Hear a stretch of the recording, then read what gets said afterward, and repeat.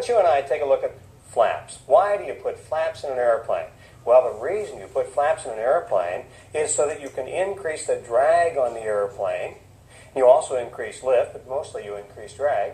And what that allows you to do, what is the purpose of wing flaps? Well, what that allows you to do is to make a steeper approach to landing without increasing airspeed. You increase the drag so you can go down steeper without increasing airspeed.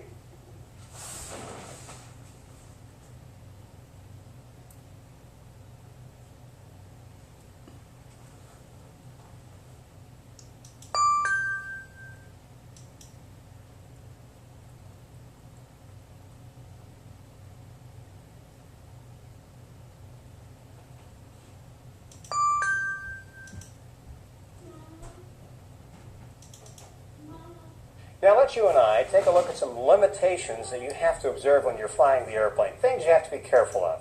For instance, one of the things you have to be careful of is don't put this landing gear down when the airplane's flying too fast. It's bad on the landing gear doors, bad on the landing gear itself. There is a speed you need to know about that, and that is called VLE. It's normal to abbreviate these speeds, and that's maximum speed that the landing gear can be extended. These are called V speeds. V stands for the velocity of the airplane. VLE is the maximum speed you can fly with the landing gear extended. Now, you would look up this speed normally in the airplane flight manual and see what the airplane flight manual says is the VLE of this airplane. Yes, they want you to know VLE stands for the maximum speed you can fly with the landing gear extended.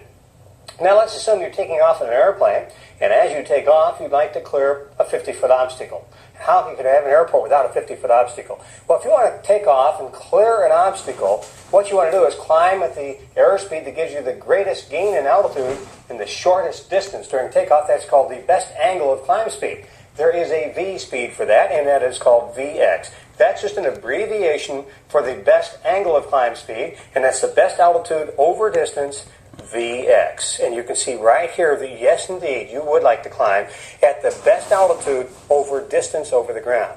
But what if you want to get the most altitude you can get over time? Well, then you would want to climb at the best rate of climb speed, and that has an abbreviation also. An abbreviation for best rate of climb speed, a V speed for it, is Vy. That's the best speed, best altitude over time. That's called best rate of climb, and that's Vy. X is angle mathematically almost all the time, and Y is over time. When you're flying in turbulence like this, another speed you need to know about is maneuvering speed. Now, maneuvering speed is an important airspeed limitation that is not color-coded on airspeed indicators. Where do you find maneuver speed? It's placarded on the panel of the aircraft, or it's in the airplane flight manual, but it's not shown on the airspeed indicator. Now, in severe turbulence, you'd like to reduce the airplane to maneuver speed or below. Why?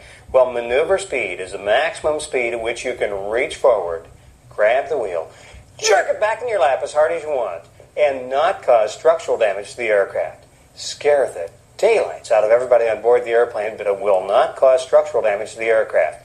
And the reason for that is, if you can hold the airplane to maneuver speed or below, the airplane will stall before the wings become damaged. So maneuver speed is the speed you would like to slow the airplane to if you get into turbulence. In severe turbulence then, the airplane speed should be reduced to maneuvering speed or slightly below. Now, the way you really do this in real life is you set up a power setting that you know will get you maneuver speed or slightly below.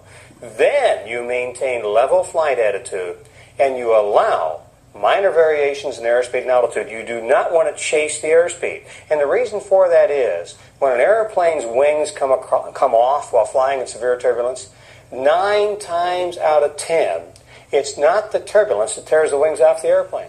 It's the pilot that tears the wings off the airplane by having the nose get down and pulls back on the wheel and tears the wings and tail off the airplane. So if you get into severe turbulence, what you want to do is set up a power setting that you know will get you maneuver speed or slightly below. Then maintain level flight attitude and allow minor variations in airspeed and altitude.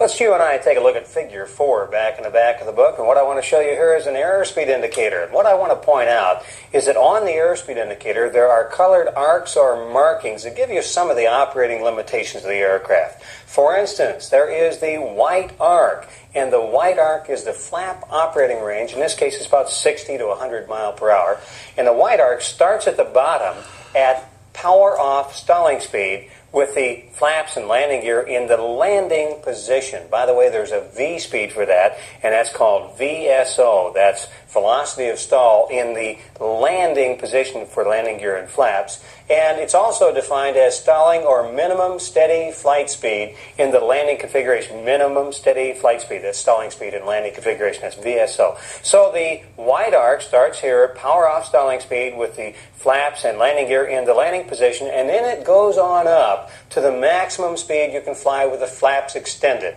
And that's referred to as VFE, velocity flaps extended, and that's the top of the wide arc, the maximum speed you can fly with the flaps extended. It's about 100 in this particular case, and that's the maximum flaps extended speed, and now we have the wide arc.